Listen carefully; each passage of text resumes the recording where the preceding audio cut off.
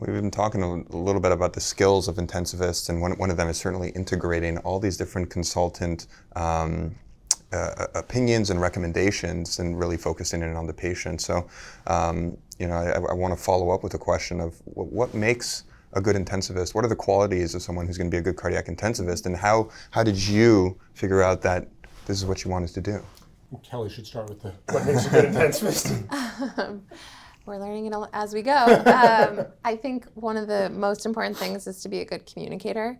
And because, especially at Mass General, we have so many different teams and so many different people caring for every patient, you have to communicate with everyone, and you cannot be afraid to communicate with anyone, even if it's giving someone bad news or communicating with the patient's families about difficult issues. I think communication is absolutely the number one thing that makes you a good physician in general, but certainly in the ICU with these very complicated patients.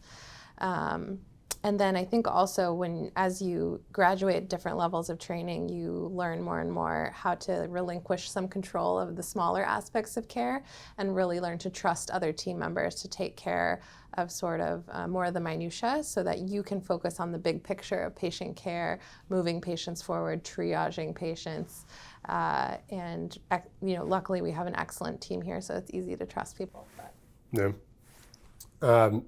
And I think probably one of the other things aside from communication is, and I think this is something we get good at as anesthesiologists in this case, is recognizing what is and is not an emergency.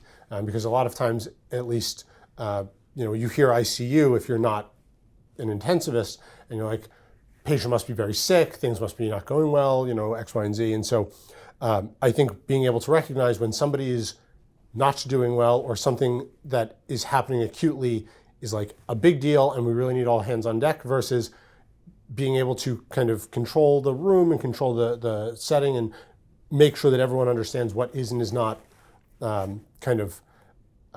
this needs to be addressed right now, or it's okay, it'll kind of settle out. And this happens, in the OR a lot. Patient blood pressure comes down a little bit, and on one hand, you have somebody who may be like, oh my God, this is very bad. On the other hand, somebody might be like, it's fine, it'll bounce back, whatever it may be. And so I think being able to kind of discern between those things and then effectively communicate that to everyone is, pretty important for us. Yeah. I mean, taking that all together, it sounds like we're describing a lot of qualities that make good leaders as well, right? To be able to identify and triage emergencies and tasks, and then also to communicate with a wide range of collaborators.